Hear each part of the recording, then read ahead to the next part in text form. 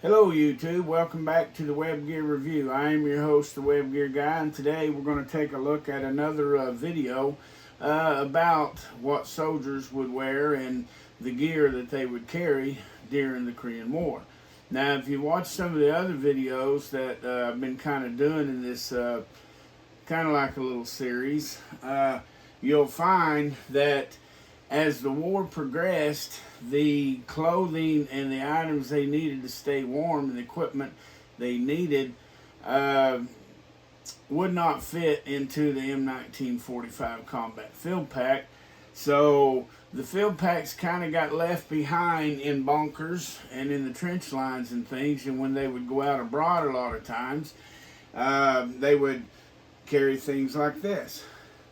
See, now take a look at this. You wouldn't think that a modern era war machine would carry something like this. But this is, in fact, I've got this this little example off of a picture I seen on Heartbreak Ridge of a soldier carrying a blanket bundle just like this on top of it.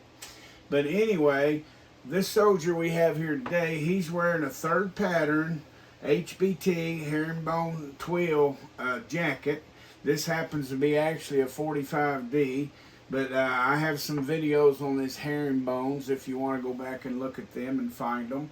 And then up here you'll notice he's got the M1951 pile cap on, and they wore those a lot in the Korean War. It's a very popular hat, very warm hat during the wartime.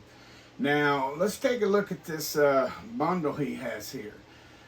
He has a cotton rope. He has a blanket wrapped up here.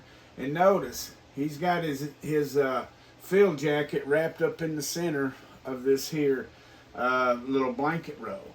See, so if he's gone longer where he gets caught out in the elements, he does have a little bit of protection that he can put on.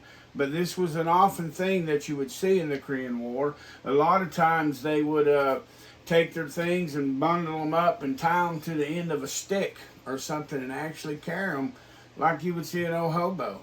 I've seen pictures of people in the Korean War that just have bundles of coats and stuff stacked up above them, you know, a couple of feet high, blankets and gear all wrapped up, just simply carrying it.